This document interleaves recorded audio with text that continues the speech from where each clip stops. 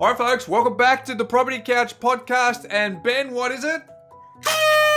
Happy New Year! Happy New Big Year, show, folks. big We're show. bringing in 2025, folks. And have we got an amazing episode for you today? We are talking to an incredible woman who, Ben, rented 19 properties before finally feeling settled after feeling displaced and got her own home. What else do we cover? Well, Bryce, this is a story of having sort of limiting beliefs and then moving and transforming to useful beliefs.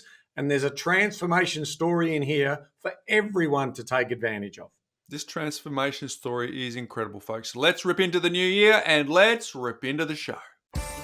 Welcome to the Property Couch, where each week you get to listen to two of Australia's leading experts. Bryce Holdaway, co-host of Location Australia on Foxtel's Lifestyle Channel, co-host of Escape from the City on the ABC, and partner of Empower Wealth Advisory. Ben Kingsley, chair of Property Investors Council of Australia and the founder of Empower Wealth Advisory, named the 2018 and 2019 Property Advisory Firm of the Year. Stay tuned as they bring you the insider's guide to property, finance and money management. All right, folks, we've got a very special guest today. We are chatting with TPC listener Carolyn. Welcome to the Property Couch, Carolyn. Thanks, Bryce. Hi, Ben. Hi, Bryce. Nice to be here. Really lovely. Thank you. We're excited to have you. We've got I reckon we've got a really cool story to talk to you about today with the journey that you've been on with money and finance and property. So I think Ben and I are particularly excited to unpack it. But before we do that, we want our audience to get to know you better. And we like to start with a place to understand the conversations that you may or may not have had when you were growing up around money. Did you have any conversations over the dinner table with your parents? No, none at all. It wasn't a taboo subject. It just never came up. I don't know, Mum and Dad thought that was a grown-up area that we didn't need to be bothered about, or I'm not sure, but yeah, it just wasn't. And so, Carolyn, tell us a little bit about, paint a picture for us. You know, where did you grow up? Sort of what sort of socio-demographic were both parents working? Tell us a little bit of story about your family composition and how that played out. I grew up in Newcastle in New South Wales.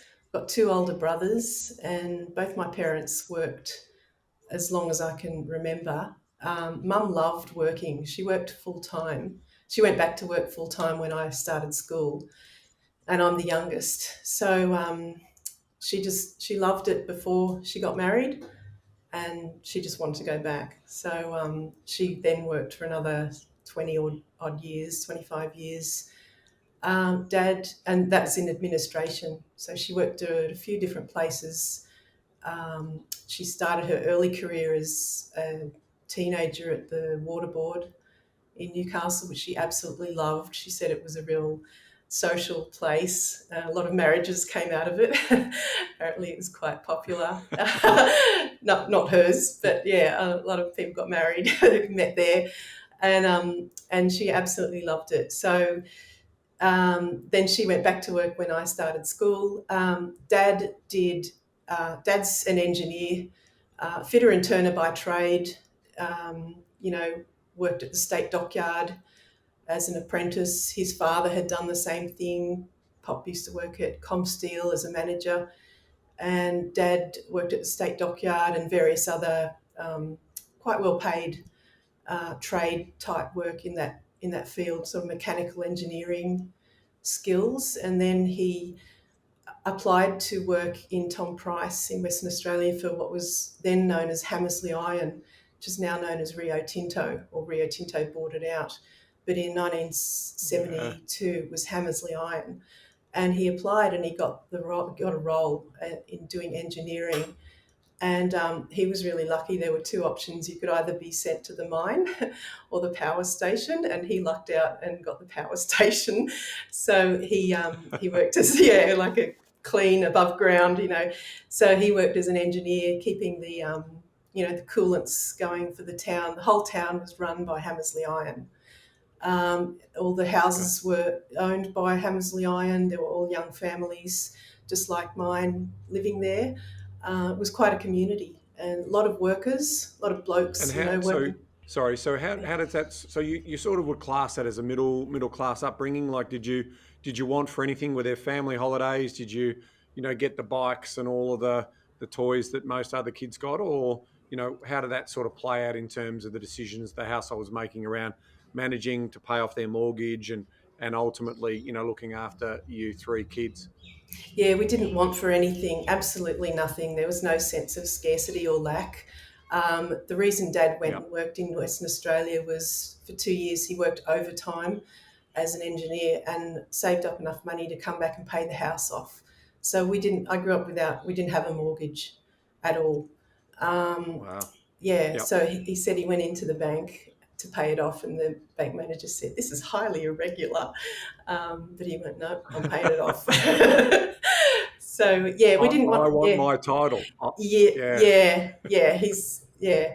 Um, so he did that, and yeah, we didn't want for anything. Yeah, we all got bikes, and we had a modest upbringing. We didn't go overseas.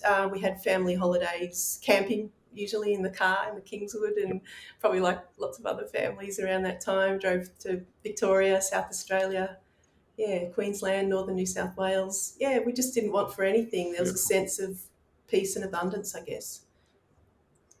Yep. So what impact did that have on you then, Carolyn? So you obviously you moved, you went to Western Australia, you didn't want for anything, you didn't have conversations about money, but you were making observations. What were those observations that you were making, and how did they sort of play out for you as you went into your first piece of independence, whether it was your first job or when you first moved out of home? Um, yeah, I have to say, we came back to Newcastle when I was 2, so I grew up in Newcastle. But yeah, Gotcha. Yep. yeah, money just there was an ease there. It was easy. Mum bought me clothes and things. Um, my brother Peter had a Sunday paper run, so I wanted to do that too. So me and my friend Sarah were the first girls to do a Sunday paper run in my area, and that was fun, and yeah, got a bit of money out of it. And then Peter gave me a collecting run on a Saturday, which was way more lucrative and a lot less stressful, where you just walk around the houses that have got a subscription to the newspaper, and you just collect their monthly bill. So yeah, you're walking around a Saturday afternoon, it's really chilled out, and yeah, collected money. So I saved that up and bought a digital watch, for $9.99 from Big W or somewhere. That was my first purchase. So saving was, it was in the air in my family. There's an ease with money. There's just no problems at all. And saving was definitely something we all did, I guess, just naturally. So let's unpack that a little bit further. You've obviously learned. Would you say you learnt the art of delayed gratification? Like, tell us a little bit of that story, because the journey that we're going to go on here shortly is one of someone who is renting, and then eventually coming to property later on. So tell us about your saving habits and spending habits in those formative years from teenager through to setting up your own independent living. Um, I was pretty unconscious personally with money. I Yeah. Yeah, it's funny. I grew up in a stable, money saving family, very secure. But maybe I rebelled. I don't know. I went through a rebellious phase as a teenager, and went and studied arts and stuff, and like drank beer and went to bands and things like Yeah. that. And that was more what I wanted to do. Uh, Responsible money and saving and working was off the radar. Basically, I didn't want to work. I actually had a bit of a fear of it, and I didn't want to trade in my youth fun times for, like, having to go to work and toe the line at a workplace. I suppose I didn't want that. I think I rebelled from it. I didn't have much money, obviously, but I just sort of lived on a wing and a prayer. Just made friends, went to Yeah. bands and stuff. Yeah, went to uni. That's really fascinating there, Carolyn. I really, so this is it.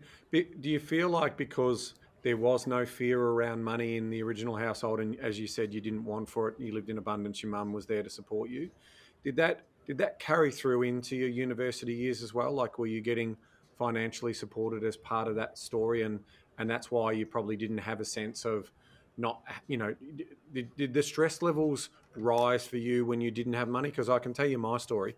If I didn't have, buffers or, control over that money, my stress levels and anxiety levels were really, really high. But it sounds like you didn't feel like you had those. Is that because you had the safety net behind you in terms of your parents? Or tell us a little bit more about how you saw that at the time. Yeah, probably did deep down know that the family was always there. Mum and Dad would always catch me if I fell too Yeah. much. But I went on like government benefits, Austudy. So I felt buffered by Austudy, I guess. But yeah, deep down, I think I knew there's always Mum and Dad, but they didn't give me any financial help. Oh, apart from, I don't remember, it wasn't like they paid my rent for me or anything, but I'd go out to do my washing Yeah. and get some food, like groceries. It was more to do with their material living help. Yeah, I definitely didn't have a little wage or anything from them. But yeah, I kind of always knew they were there. Mum's always helped me out here and there, but I think they were teaching me to be independent.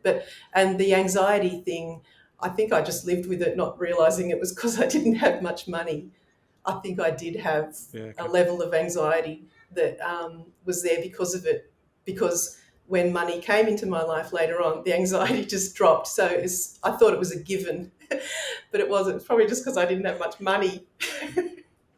Yeah, does that make sense? Yeah.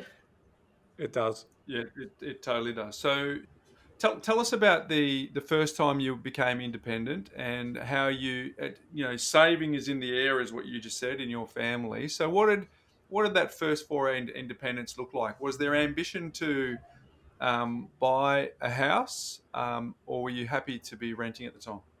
I was happy to be renting at the time. I didn't even consider that option. It just wasn't on the radar. I had different interests. I wanted to go into the arts. I wanted to play music, which I then went and did. I wanted to learn about poetry and yeah, I was studying literature at the time. I'd done theatre as a kid and I was quite good at it, so I studied drama at uni. Renting was just a side effect of that lifestyle that I chose. Yeah. And I never even considered, maybe I should save up, buy a place of my own. Never crossed my mind. Never. And because you're of a similar vintage to me and Ben, right? So there was definitely the overtures of the great Australian dream, Mm. and buying your own home. But you're just saying, well, the things that interested me and the pursuits that I wanted to do, it wasn't something that I had ambition to do, or it wasn't something that you had ambition to do at that point in time. Not at that point in time. Again, probably deep down, I knew I'd be okay eventually, somewhere down the track, which turned out to be true. Probably because I was from a safe and cozy, stable family background. So, everything would end up hunky dory for me, definitely. But there was, I think, around the time in Newcastle, we're talking late 80s to mid 90s, I did read um, one of the guys I went to uni with wrote a book, and apparently unemployment was quite high at that time. So that made sense too. There wasn't any jobs, or no Yeah. jobs that would have appealed to me given where I was at in my life at that time. Hmm. So I mean, this is an interesting story. You're off with your creative pursuits, which is brilliant, and you're following your dreams, which is wonderful. Your two brothers. I always like to ask about the siblings in terms of, you know, same parents, same sort of environment in terms of which they grew up. Tell us about, broadly speaking. Don't get them into trouble, but tell us about their interests in money. Did they take a different pathway? Did they, in terms of stabilize wanting to buy a home and then eventually sort of look at property as a wealth creation vehicle? Definitely Peter did. The brother who introduced me to you guys, he was Yeah. always switched on from a very young age about money. We got that Sunday paper run. He saved up all his money, and then when Mum and Dad started charging him board when he got his first year apprentice, they saved it all up for him. Um, you know, and gave him back $8,000 when he moved out. So, yeah, he was a money magnet. He was always really attuned to it. He told me recently that he once asked Dad, how much money do you earn? And Dad was a bit reserved about telling him. He ended up saying, like, it took Peter a while to get it out of him. It was like $150 a week or something like that back then. And, so Peter was definitely money, yeah, just completely money conscious. The other one wasn't, Gary. And you said you had two brothers. Is he the Yeah. older or the middle? He's the middle. He's the older. Yeah. Oh, he's the Yeah. middle. I got two olders. Yeah. He's the one in the middle. And your other brother? Yeah, the eldest, complete opposite, sort of more like me, creative. He went and studied theatre performance. Yeah, he's a writer. And he's good with money too, though. He doesn't squander it. He's a good saver. He attracts money really well. He's in a well-paid job. But, yeah, he wasn't that conscious of it either. So when Peter goes and buys his first property, did that trigger anything in you or your oldest brother in terms of, actually, we need to potentially do that? Or no, we're still, again, very much, focusing on your creative pursuits? Focused on my creative pursuits. I knew Peter did it. I was impressed. But he was living his life in Newcastle. I had moved to Melbourne by that stage. So, we all sort of went off in different directions. So I wasn't as tuned into what he was doing, but I knew he was doing it, and I was quite impressed, yeah. But it didn't inspire me still, yeah. Well, he's been a bit of a mentor for you, so shout out to Peter, Yes. firstly for mentoring you on this journey, and also, for being a podcast member of our podcast community. That's pretty cool. So here's the interesting sort of situation for me. Like when I read your bio in terms of what you've sent in, so you've rented 16 different rental properties since the age of 18. And at the time of doing that, and you're now in your early 50s, is that okay to say? Yeah, definitely. Yep.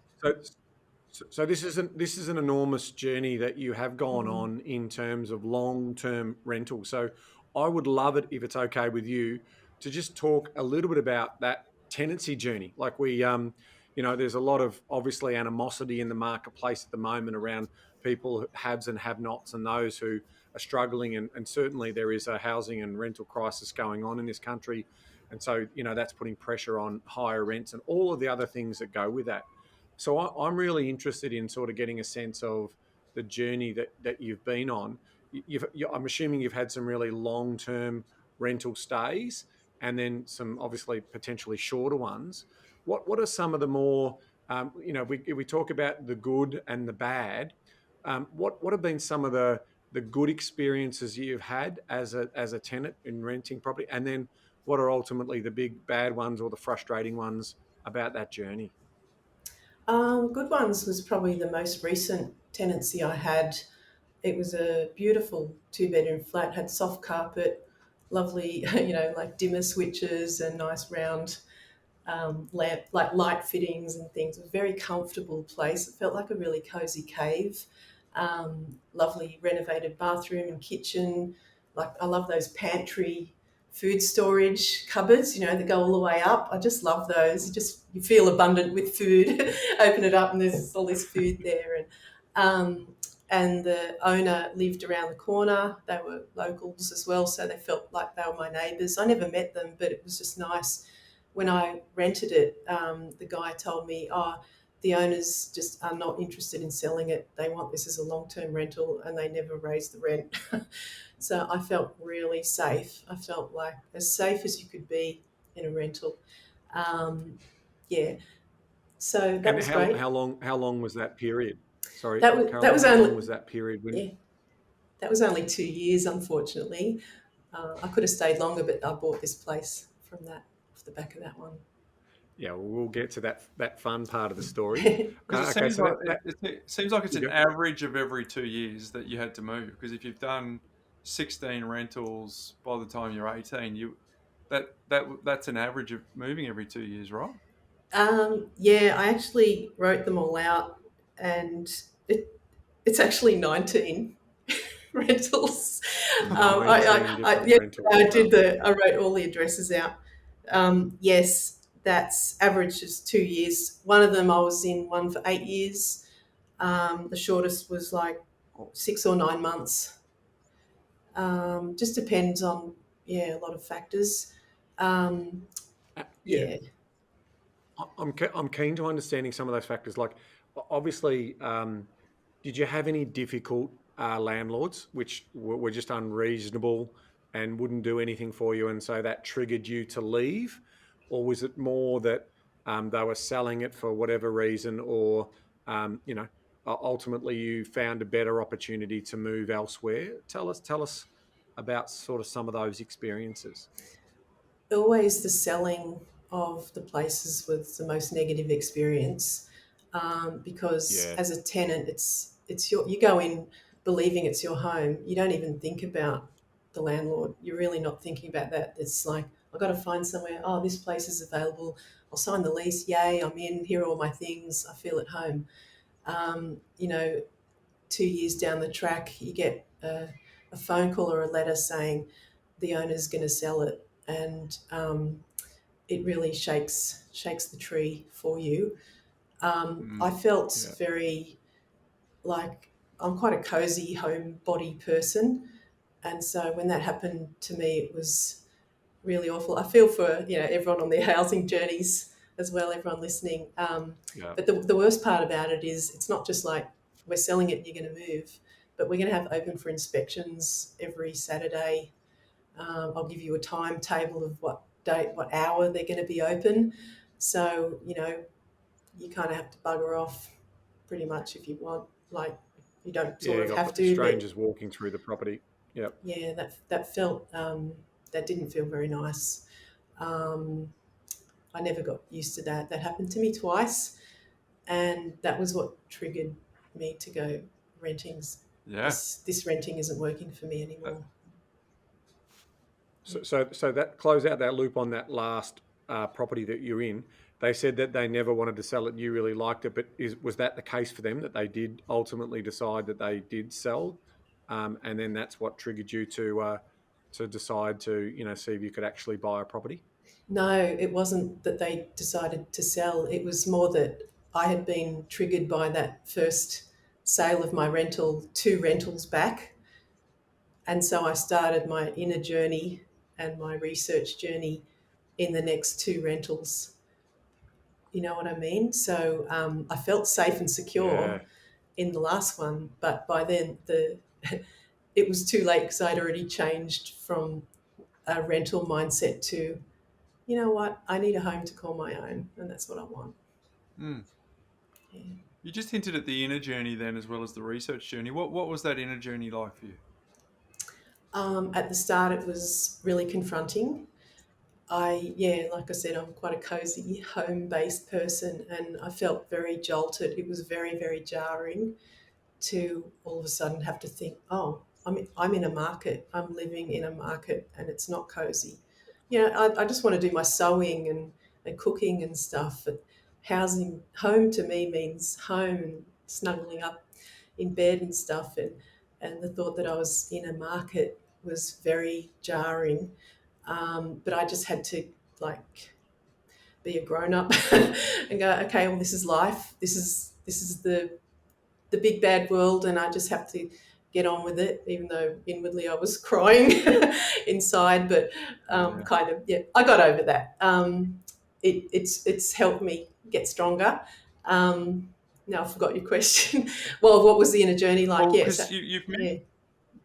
Yeah, and because you've also mentioned a few times, I've written it down that you felt safe. I felt safe, and so that's clearly by going through that particular journey. At some point, if you're feeling like you're part of a market and being cozy and doing all your hobbies and being tucked up in your world, clearly created some form of feeling not as safe, and has obviously triggered you to do this inner journey work. Yeah, that's right. So it was a wake up call, and it's ultimately been a really successful journey, and it led me to where I am today. But yeah, at the time it was I actually felt a bit lost with it. I didn't know Yeah, I didn't know what the future was going to look like. Um, yeah, I didn't want to just keep feeling itinerant. Yeah, I wanted to yeah, just settle. Yeah, That ultimate control was going to come through ownership, right? So in other words, then you're in complete control of your destiny as opposed to being in control of the landlord's destiny as well. So I think that's a really strong point. As part of that sort of mindset shift, um, did you did you ever move through a rental market where rental vacancies were really tight and you were sort of competing against other prospective tenants to actually secure a property, or did you find it relatively easy to find your next rental property as part of that journey you went on? yeah, I found it relatively easy, thankfully. Okay.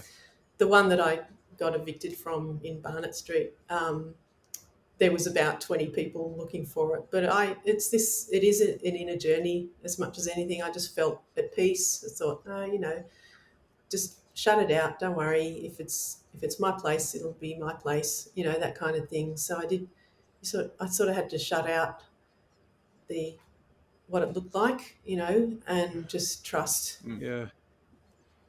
Yeah. So being able to secure rental accommodations fairly easy. What do you put that down to? Do you put?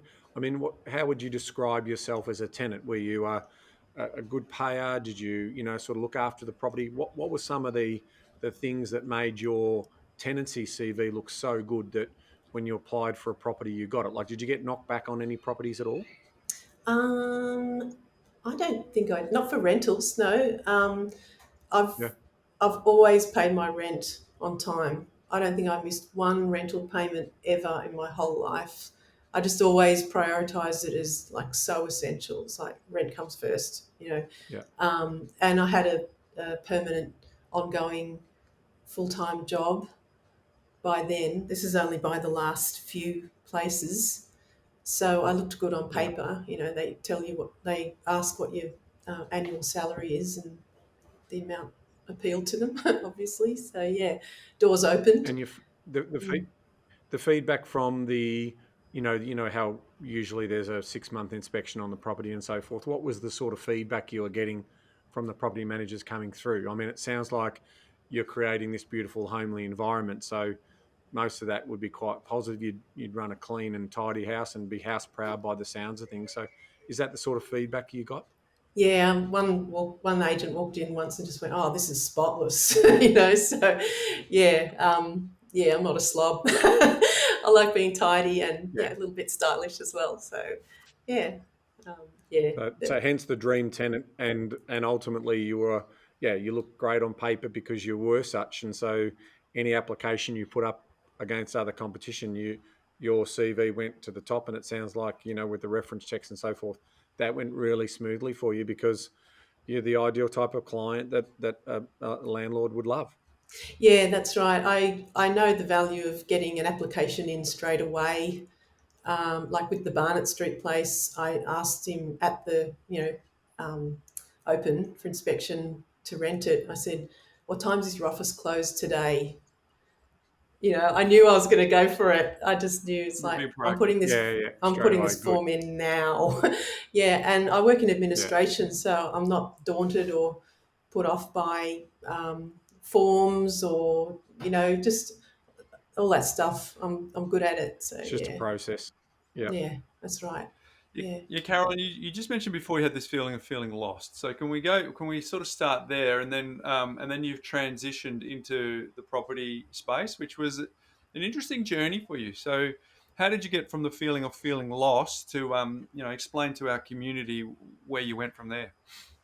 Well, the lost feeling was when I was standing outside a block of flats after I knew I had to move out of the Barnett Street place, and I just like felt so despairing, and I just thought, why? Like the block of flats didn't look very appealing. It's like, oh my god, am I really going to be? Why? Why am I? Why do I think? Why do I always end up in low grade flats? And this sort of answer came to me because that's all you believed you deserved. And it was such a light bulb Wow. moment. It was like, oh, oh my God. Yeah. It was really confronting. And so straight away, the next place I looked at, I took because it was a nicer one. I just thought, you know what, stuff it. Like, okay, the rent's more. I deserve something better. Yeah, I deserve better than this. Why do you think that happened? What happened in the middle? Because you grew up in, we've talked the fact that you didn't want for anything, and you had some resources within the family unit. So how did you get to the point where you felt like you only deserved those properties that you were referring to there, not the ones that you later aspired to be in? Probably self-esteem, to be honest. I didn't go the way of working and earning money. Working and earning does give you confidence. Firstly, you're applying skills and you're developing skills, so you're developing as a person. And meanwhile, your bank balance is going up and you're getting more choices in society. For some reason, I just went down a pathway of less choices in wanting to explore the arts and music. That was probably part of it. So yeah, probably had lower self esteem, but friends always helped out. It was like a survival mode. Mum used to say, "You can't do anything without money," and she was right. I just thought I could live without money for some reason, but you can't. Yeah. No. Yeah. And so as you're going through this journey of long-term tenancy and so forth, what was the bank account looking like? Did you keep? I mean, you said you never missed a rental repayment, so that was pay for your housing first and then live off what you got left over. Were you able to sort of build any money management habits that allowed you to keep building some sort of nest egg up, or no, was that sort of injected back into your passions and your creative interests and the sewing or whatever else you're doing as part of that? How did the sort of bank balance handle throughout those decades? Yeah, I would put the money back into my passions and pursuits. I just felt really passionate about music and other arts. I did start learning to do a three envelope system: rent, bills, and savings. Like it boiled down to those three essentials, and everything left over went to like groceries and Mikey and things like that. It wasn't Mikey back then; it was Metro Yeah. or whatever. Um, so yeah, mum taught me that just three envelopes. When you get paid, take the cash out of the bank. This is before you got charged to do that, and divvy it up. And so Yeah. I did that diligently. I did that absolutely diligently every fortnight, and things started to change then. So yeah, it's like the Money Smart system. I've read the Money Smarts book, and it's like, jars, envelopes. Yeah, it does work. It can change you I've been talking your from. language. Yeah, that's right. Yeah, definitely. It's like, yay, envelopes. Yep, jars. I love it. Love it.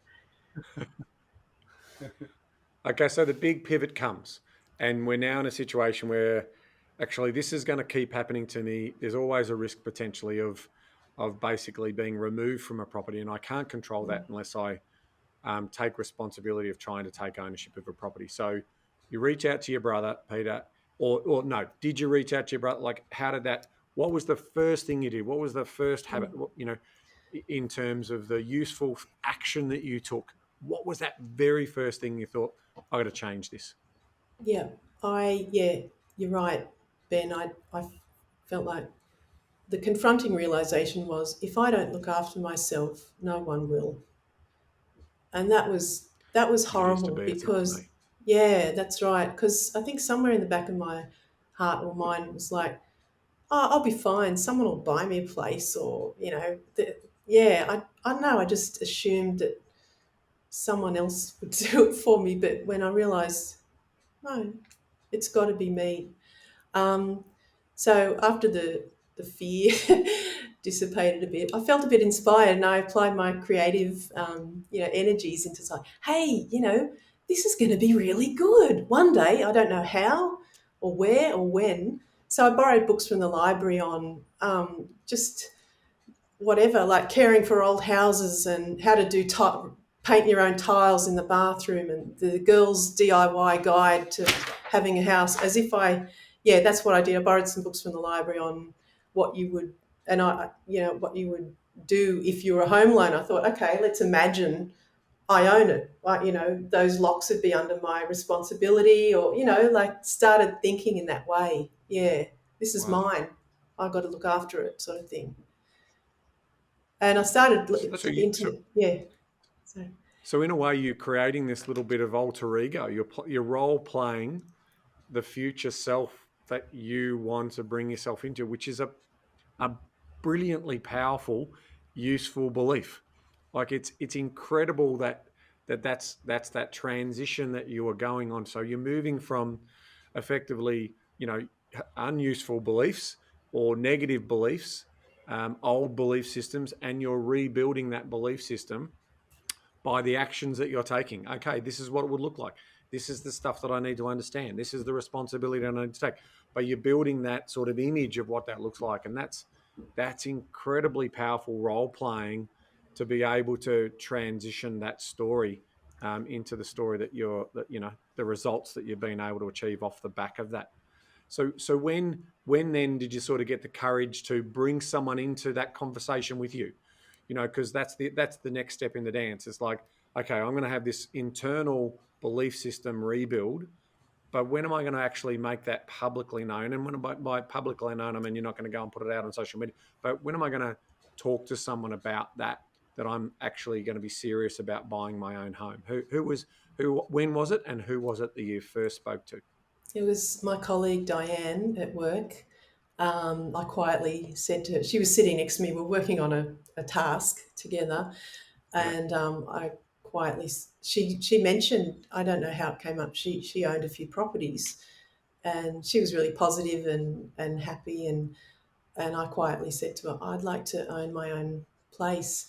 And she was really encouraging and supportive. She's so lovely. And she said, oh, Brilliant. yeah, just it takes a while. The hardest thing is getting that first first one, and you've got to line all the ducks up in a row. That's the first time I'd heard that, that saying, by the way. And she said, just save your pennies. She was talking in that language that I understood.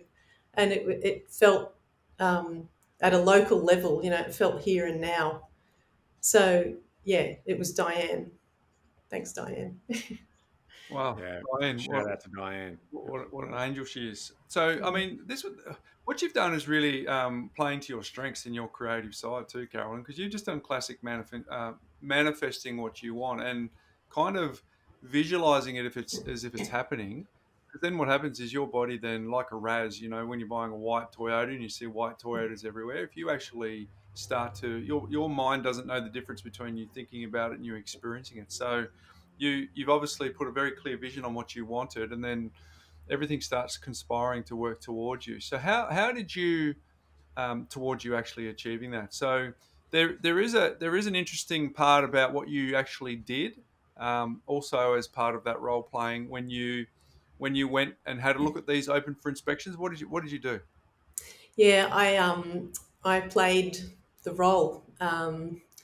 I got dressed up, and I figured, okay, this is okay. Even though this is about cozy home, slopping around in your tracky dacks and drinking tea all afternoon, these locations, homes, but it's actually a business transaction. I figured, so I got dressed up in my like interview level best clothes, and I just held myself, and I felt confident. I treated it like it was work. So I played the role of prospective buyer, which I was. I mean, they didn't know I didn't have a deposit ready, but it was growing a little bit. But yeah, so I just I wanted to see. Well, by then Peter had suggested to me, go to open places, actually go there, physically go there, because you need to see what price people are asking for what type of places, and you'll start to learn. So I just learned on the job like that. Yeah. And in your mind, the dressing up was just reminding you and creating a story in your mind that we're doing this for real, or were you trying to get the agents to take you more seriously, or was it a combination of both? It was a combination of both. When you look good, you feel good. So looking good, I didn't want to just rock up in a t-shirt and jeans. Even I wanted to look good. I wanted to feel good. I wanted to feel my most confident. So and also that's what I wanted to convey. I wanted to feel it, and I wanted to convey it. I wanted to be taken seriously, I suppose.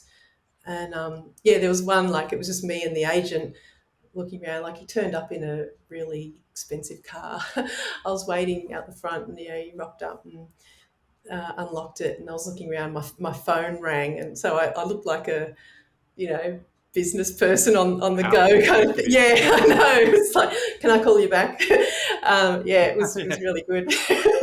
Rupert Murdoch, can I just call you back later on? Thanks very Basically, much. yeah. Rupert, I've told you before. Meanwhile, there's Diane at work is going, did you still get out to that property? Did you make sure you're there? It's like, Diane, later. That's right. Okay, so you've taken on this persona. You're telling yourself better stories. You're getting your self-esteem to match the transaction that you're aspiring to make. You actually did get into a property. Can you take us through where you are at these inspections to trying to get serious about what you're doing, to what you actually needed to do to get onto the property ladder?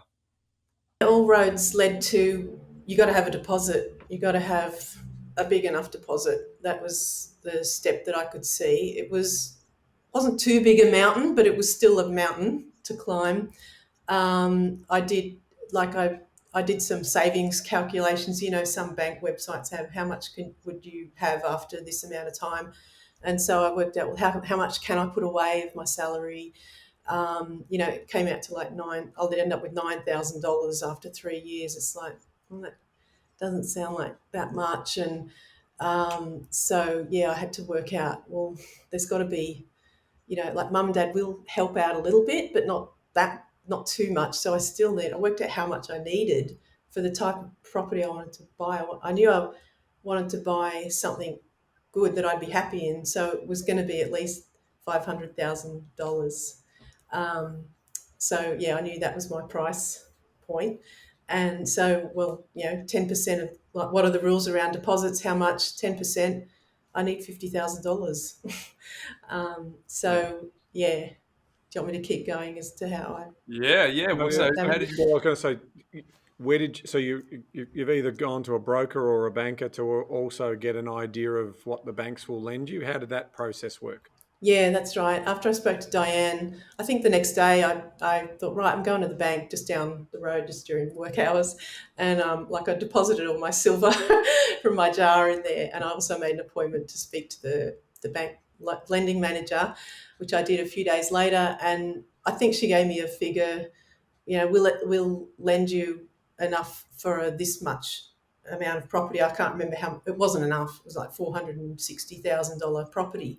And I thought, well, that's not going to be enough, is it? Like, I know I'm not going down in, level quality, of grade. Yeah. So I thought, okay, well, this is, I just didn't let it daunt me. I thought, okay, like, what's next? And so I thought, no, I need $50,000 and, 10 there, like 10 from mum and dad, 10 from my own savings.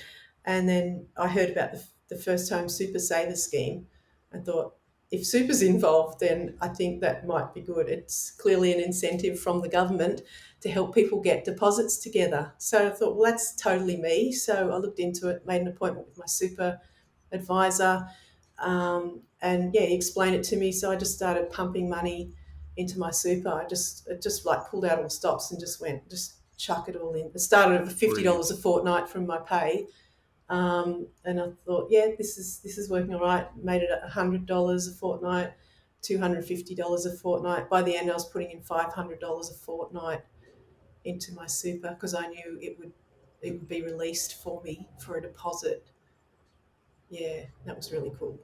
So There's a big money transition story going on in there, isn't there, Bryce? Go for it. oh yeah. So, but for some of our listeners who don't know what that actually like, they've heard it at headline level, but tell us. Let's get down in the weeds, Carolyn. What did it mean? You're putting this money in. What advantages were you getting, and how did that help you accelerate getting into the property market? Well, when you put money into the super saver scheme, it adds to the larger amount you've already got in there at super. So you're building up your super, and the interest is compounding on itself. So it's a different financial environment than just regular savings, which I learned all this as it was happening. Yeah. And the big ticket thing is that they will release it for you before you retire. You can actually access that money before that preservation age or whatever it's called. So that's a really big golden rule that they'll break for you to give you that money for a deposit for a place. Yeah. Does that answer your question? Yeah, it's a ripper. And in Yeah. theory, you're also getting a 50% tax deduction on the money going in because it's only being taxed, in my understanding, is 15%. So as it's going in there, and then to your point, it's then compounding, and then you get access to it to bring it out only to buy a property, only to buy principal home. So it's that's the good story here. It's not for anything exotic. It's not to buy the world's best sewing machine or anything crazy like that. It's literally just going to be for this specific purpose. And I think Like your first home, not your second home, your first home. yeah. First time. So it's certainly in terms of helping you get in. So all of that. So how long? And no, before I go to the how long it took you to save the deposit, my question is, how did you discover that you could move from saving $50 a fortnight to $500 a fortnight?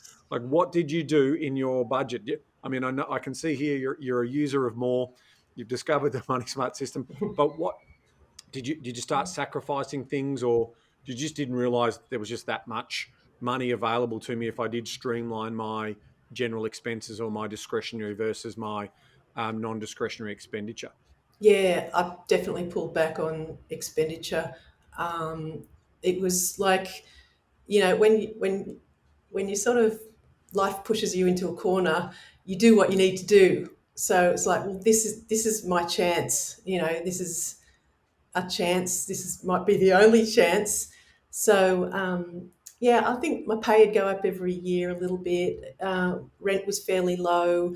I did go without quite a bit. I didn't have much of a life. That was fine. That's what I wanted to do. I wanted to just be cozy. I never went out at night.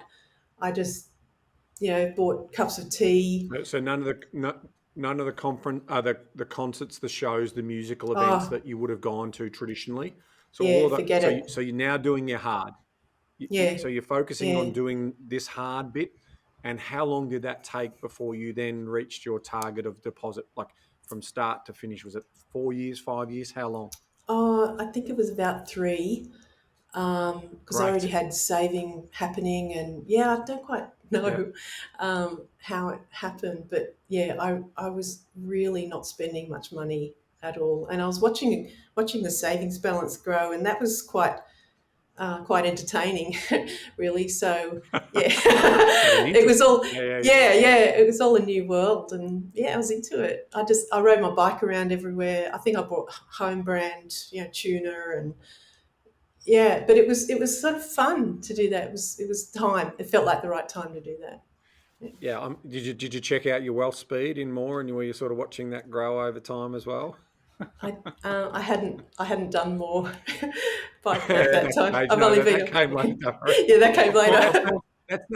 That's that gamification we're talking about. Like all of a sudden it becomes a focus point and a project, and you're seeing progress being made, and then all of us, and once you start seeing that incremental progress, it becomes a habit, and and new habits formed, and your disciplines around that habit, and because you're chasing a goal, and that's super powerful. Yeah, I need to add too, another big thing I realised during the process was once it became clear to me the type of property that would be suitable for me, that um, there's no way I would have been able to buy a 5-bedroom house in the suburb I'm in. I'm only 8 k's out of the CBD in Melbourne, right? Yeah. I was already in the type of property that I knew I wanted to buy. I think that was the final piece of the puzzle. It's like, 2-bedroom apartment here in this suburb. Yeah. And it just felt right, Buyer's just clicked. decision quadrant. Yeah, it just clicked. I think that was a real clicking moment when I knew, this was going to work. The world was going to meet So good. me doing this. Yeah, that's it. Hey, Yeah. hey, Carolyn. For the people that are listening to this, they wouldn't have been able to see the look on your face about a minute and a half ago when you said it was fun and it was exciting, and you just had this real spirit that lit up in your face, because we've kind of gone from, you know, feeling safe, then feeling a bit lost in this process of being exposed to the selling process, and then then you said, but this is all I thought I deserved, and then really sort of doing that inner work to upgrade your own beliefs around your self esteem. And then you had this belief that you assume someone else will buy it for you, and then you had that realization that life isn't a Disney movie; no one's coming to save us. So you you then stopped and you decided that you were going to create what you wanted to have happen, and then all of a sudden we're now at a place where you are, uh, as per that look on your face, excited and I'm sure ecstatic around that. But so you're a solo female mortgagee on one income, but your dream came true. Tell us what it's like to have that feeling. I'm just completely over the moon. I'm still over the moon, and it's like nearly 3 years down the track. I was like high on the joy of it for at least 6 months. I was just walking on air. It happened. It was a team effort. I was the project lead on it, and obviously the driver of it. I did have help, and help came to me, but I had to start it. I had to spearhead it. It came from inside, and it was just such a joy to have others come to the party and help. I had help, like Diane, because she said to me, Diane, when we were talking that first time, she said, if you need someone to help you through the process, you can use my person, my solicitor, because I didn't even know how does the transaction work. Like, do you just put the money in someone's bank account, or like, I guess the real estate agent's involved, or like, I didn't know about that praxis or whatever system. I didn't know any of how it all, like the actual logistics, the administrative logistics. It just seemed like this just This mystery whole different shrouded in. world. Just yeah. Yeah, and she said, he can be your solicitor. And throughout the process, when I knew I was going to buy it, she said, okay. I was on the phone to her. She said, now ask him to be your conveyancer. It's like, okay.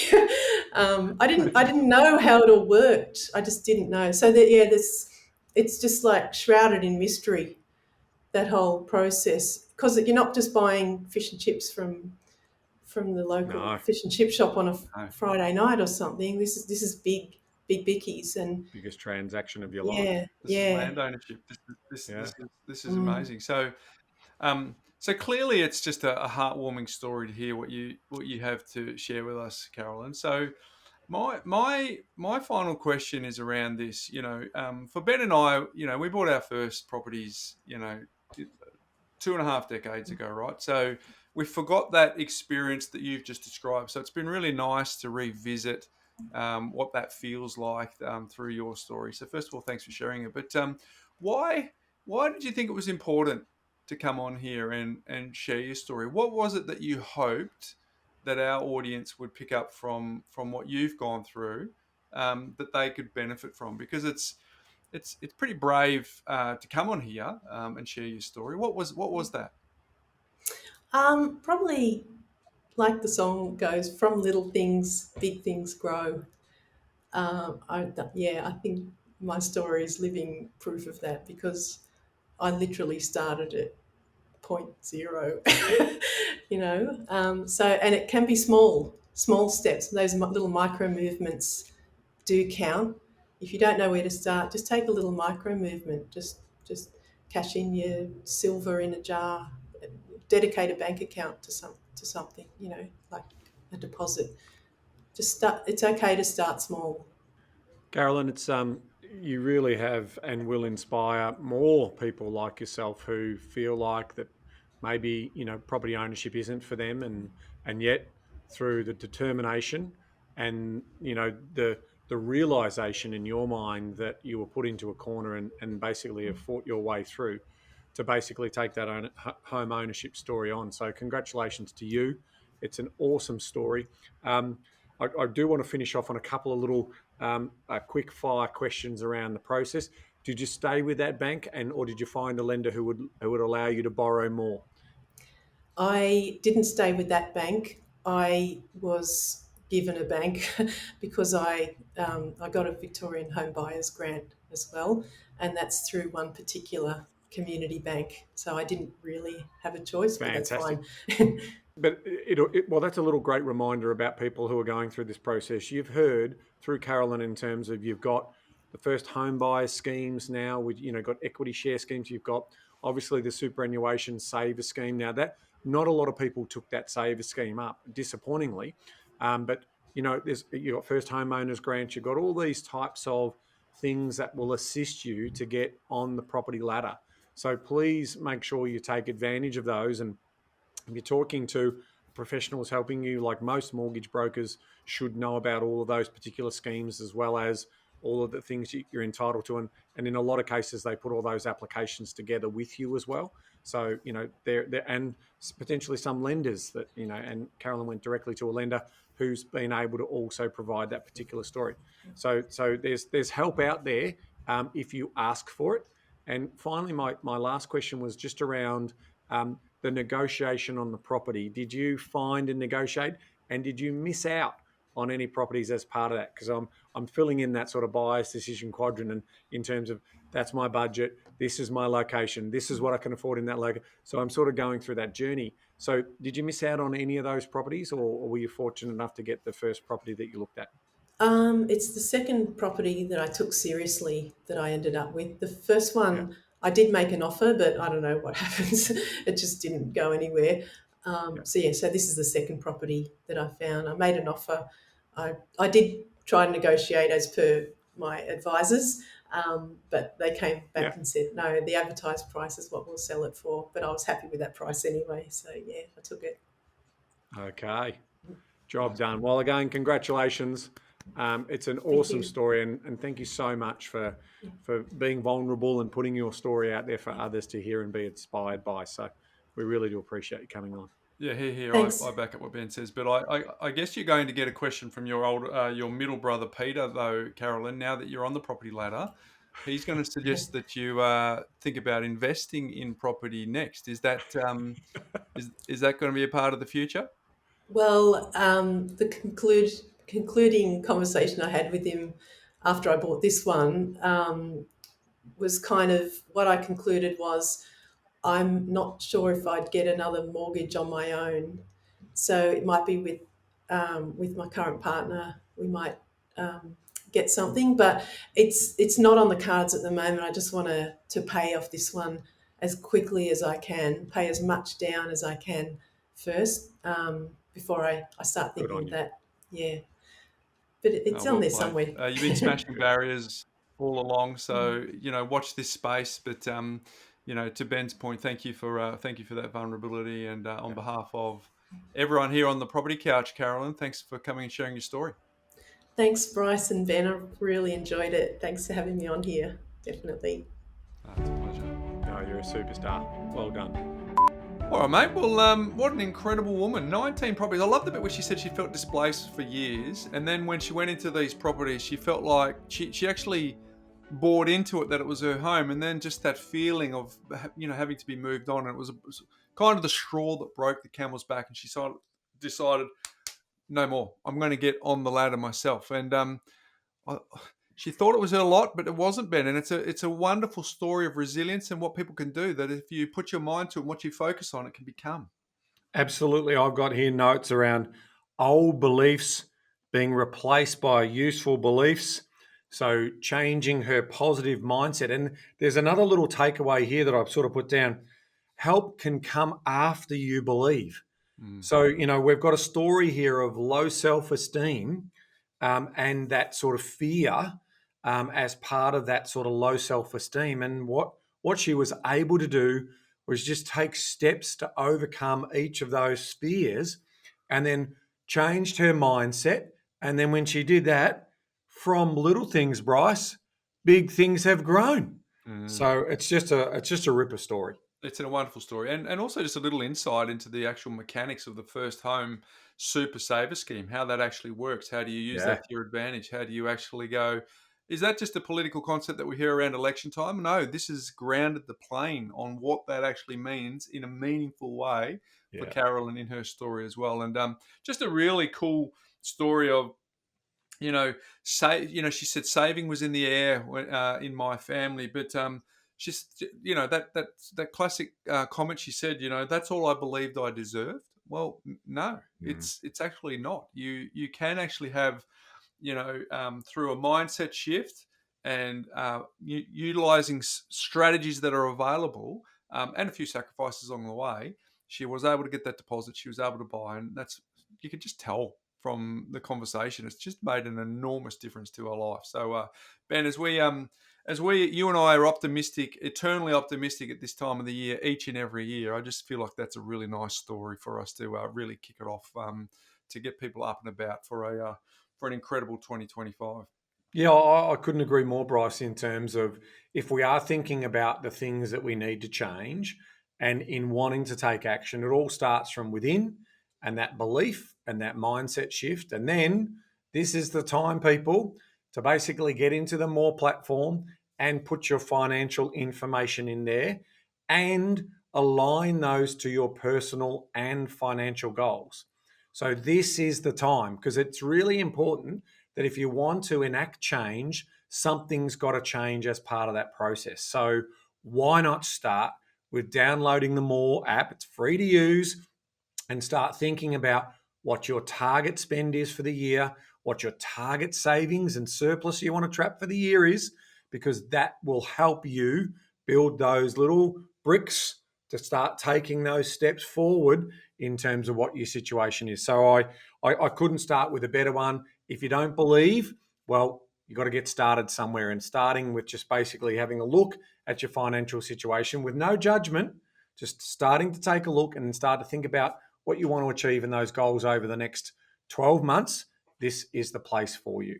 It's only the second day of the new financial year today, Ben, but I think most people's New Year's resolutions are feeling pretty robust and New strong calendar year, today. you're right. Yes. But what we do know from experience, Ben, is by the end of this month, some of that resolve, some of that resilience around our New Year's resolutions start to wear off a little bit, Ben. We always say that the gym car park is fullest in January, and probably you can get a car park easily in February. So we're front footing that. So just want a little placeholder. In a few weeks' time, we're going to do a webinar on how Yes. people can use the platform to set themselves up for 2025, because we do not want to let this year slip, Ben. We don't want everyone to go No. optimistic at the beginning of January and then get derailed at the beginning of February. We're going to, at the end of January, so stick around and we'll give you some more details shortly, but stick around for that because we're going to help you set up for your best year yet, Ben. 2025, it's going to be the best year yet, which is incredible. No more excuses, Bryce. Success is a choice. Yes. Action is a choice. Yes. And to your point, the reason why we want you to start trying to put information into More is when you come to that webinar, you're going to have a lot of questions. And hopefully what we're talking about in terms of this webinar is about how you set up for success in terms of using the More platform to trap that surplus. So if you haven't sort of attempted it to start with, you're going to come in a little bit blind. But if you actually start playing around with it and you're sort of not sure what to do next, well, you might have a few questions. That's the type of webinar this is going to be. It's a beginner's guide to making sure that you can get the best out of the More platform, and certainly Money Smarts 2.0, which is built into it, as well as helping you design to get that surplus that you need to trap, and then obviously start putting that money to work. And Ben, we're about 5, maybe 6 weeks away from a decade in the game, a decade of the Woo! property couch. Can you believe that? It's come around so quick, but we are more committed than ever this year to helping our community succeed, create lifestyle by design. And part of that is last year we launched a companion, the TPC companion. We call it Opti, which is short for optimize. And you can go and chat with Opti on WhatsApp and ask any question about our back catalogue of episodes, content, the book, everything. You can go and ask that. But what we do want to say to folks is it's pretty bloody smart, right? TPC companion. Keeps getting smarter too. But it's not perfect, right? No. It's not perfect. So just want to remind folks, please avoid saying, what do you think about this particular suburb as an investment this year? Because what it might do is pull up from an episode we've had in the past to give you an answer. We don't want that. But frameworks and insights and getting to summarize episodes and when was that thing about that particular? Go and ask Opti, and you'll be able to find that out nice and easily, Ben. It's a guide only. It's not advice. So just use it as such. And obviously there are sometimes hallucinations. So that's why you need to check the information and do your own due diligence before you take action. Or as we say, go and seek some professional advice from people who do it day in, day out, all the time. So that number 0429 824 672 if you want to try out that through WhatsApp on the companion. Or just click on the link. Or click on the link in the show description. But Carolyn, you are a legend. You have an incredible story. Thank you for being so brave and coming on to the Property Couch and kicking off the new year so incredibly well, Ben. But well, mate, we're all dressed up for the summer. It's like, it's very hot. Very hot indeed. Yes. Got it going on. Some hotter than others, depending on where you are around this wonderful country of ours. But or perhaps you're abroad during this holiday season. But mate, we have got a few summer series in the can now, but we have still got an incredible lineup to come the way through January, Ben. So until next week, mate. Knowledge is empowering, but only if you act on it. Happy New Year, everyone. Happy New Year, folks. See you next week.